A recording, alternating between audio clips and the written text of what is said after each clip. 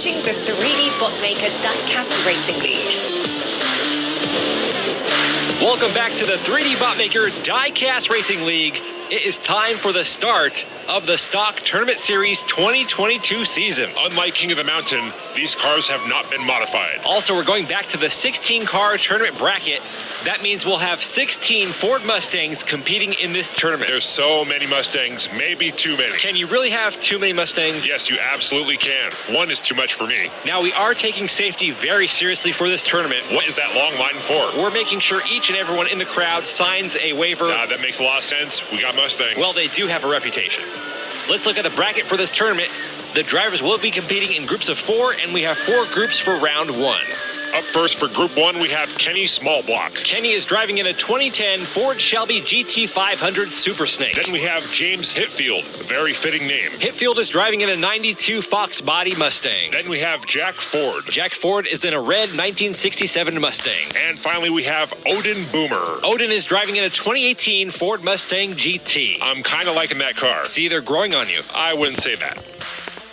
Here we go. The drivers will compete in 4 races. The top 2 drivers in points will advance on to the next round. My prediction here is that each and every race, one of these Mustangs will wreck. We'll see about that, but I think by the end of this whole thing, you just might become a Mustang fan. Please, not going to happen. We'll see. Right now, Kenny Smallblock out in the front, followed by Jack Ford.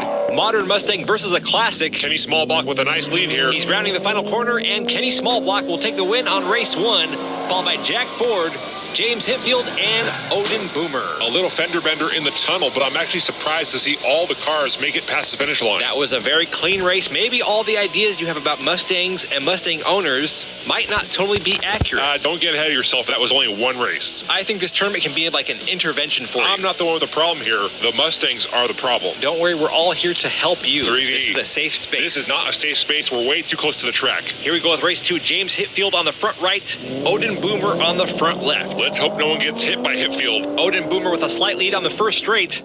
It's a close pack into turn 1. Hitfield trying to pull ahead. Now he's side by side with Odin Boomer. Watch out. Boomer gets pushed off the track. Jack Ford is upside down. And there we go. A Mustang is upside down on its roof. James Hitfield on the edge. He recovers. And Hitfield takes the win on race 1, followed by Kenny Smallblock. This is exactly what I expected to see. Only 2 races in, and someone is already upside down. Looking at the replay, James Hitfield putting some pressure on Odin Boomer. Boomer up on the side wall, gets hit from behind by Jack Ford.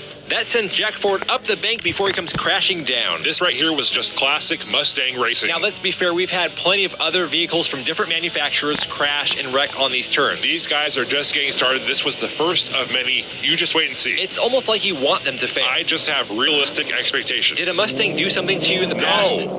If you want to talk to someone about I don't need to talk to anybody about anything. I'm just saying, I think we've all had our hearts broken by a Mustang at some point in our life. You're not alone. Well, Jack Ford is alone on the track. Let's focus on him. The other 3 drivers trailing behind. Jack Ford approaching the final turn. Whoa, he hits the side wall. No. He's bouncing all over the place. Behind the women and children, we got a wild Mustang on the track. Jack Ford barely able to tame that pony to bring it past the finish line. This is going to be a dangerous tournament. That will push Jack Ford up on the scoreboard. He is now in 2nd place behind Kenny Smallblock. Jack Ford is 1 point over James Hitfield with 1 race left. And that's another double DNF. We should have a counter on the screen for all the DNFs and all the wrecks. That actually might not be a bad idea. I'm going to guess that by the end of the tournament, both stats will be in the double digits. We already have 4 DNFs. Maybe even triple digits. Well, with the way Jack Ford is driving, he is a disaster waiting to happen. Or a disaster that's happening right in front of us. That right there sums up the Ford Mustang. This is just the first group. We still have 12 more. There's going to be a couple bad drivers in the mix. Well, so far, I'm not impressed. Here we go. Final race of Group 1. Kenny Smallblock has 11. Jack Ford has 8. James Hitfield has 7, and Odin Boomer has 1. Jack Ford looking to secure his spot in the next round. That pony's gone wild. Ford all over the place. He wrecks. Kenny Smallblock almost off the road. And Kenny Smallblock takes the win on the last race, followed by James Hitfield. That means Hitfield will be advancing on with Kenny Smallblock to round 2. Oh, man, Jack Ford blew it. That was certainly Jack Ford's race to lose. He had a nice, solid lead there. Then right here, he hits the side wall, starts swerving back and forth. Kenny Smallblock catches up to him right here, passes on the inside. That forces Jack Ford to go high on the turn. And we all know when Mustangs go high, they go low. That was an impressive race, however, for Kenny Smallblock. Let's see those stats. That is now 2 wrecks and 5 DNFs. That's not too bad. For Mustangs, it's actually pretty good. And there's your first 2 advancing on to the next round, Kenny Smallblock and James Hitfield. Don't go anywhere. We've got more racing coming up after the break.